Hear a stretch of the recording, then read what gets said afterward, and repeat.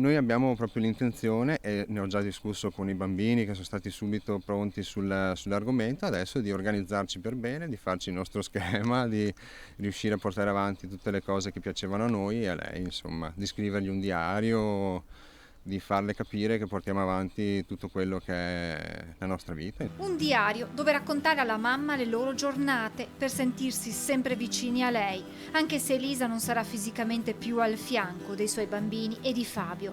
È proprio il marito a raccontare l'idea venuta ieri sera mentre parlava con i due figli, quella di tenere un diario. Tommaso, il figlio maggiore, mi ha detto: "Ah, ma sai che ho parlato con la mamma?" E io sono rimasto ovviamente un po' scioccato da questa cosa e gli ho detto: "Ma quando? Ma dove?" Prima di partire dalla montagna, prima di scendere giù, ero da solo un attimo in macchina e ho avuto questo attimo in cui, teniamo sempre conto che Tommaso ha 10 anni, sono rimasto quasi perplesso da questa cosa. E lui ha detto: "Vabbè, bravo Tommaso, è una cosa più che giusta e se vuoi possiamo anche pensare di farlo insieme, di scrivergli qualcosa tutti i giorni e di leggerglielo magari." Domani Fabio, Tommaso e Leonardo le daranno l'ultimo saluto alle 15 nella chiesa di Casale sul Sile, dove si attendono molte persone, gli amici che Elisa nelle varie tappe della sua vita ha coltivato in molte città italiane e ancora le compagne di squadra di basket dove giocava e le tante persone che l'hanno conosciuta, che la ricordano per la sua energia e le sue mille passioni. Che mamma era?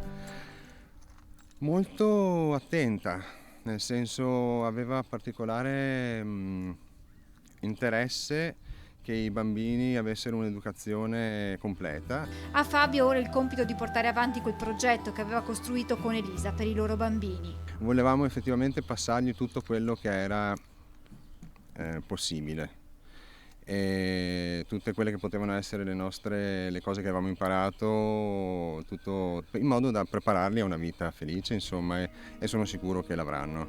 Tommaso e Leonardo sono la mia ancora, racconta Fabio. Stanno reagendo bene, per quanto questa possa essere la notizia più brutta che può arrivare, ovvero in assoluto devo dire che mi hanno stupito per la forza d'animo che stanno dimostrando. La mente poi vola quel maledetto martedì. Elisa era organizzatissima, ricorda ancora Fabio, conosceva bene quel sentiero, la pendenza, era una camminatrice esperta e instancabile. Mentre io mi sono fermato a pranzare con i bambini, lei ha deciso di proseguire per vedere cosa c'era dietro ad un crinale.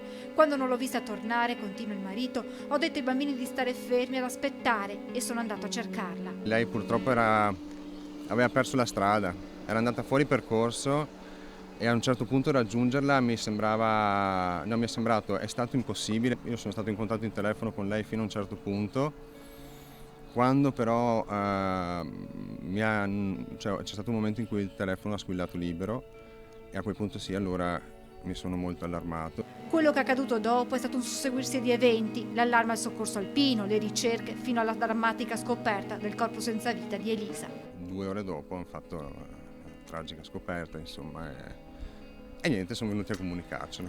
Questo poi è senza un tot di dettagli che ovviamente mi stanno frullando in testa, ma che poi hanno poco senso di essere raccontati.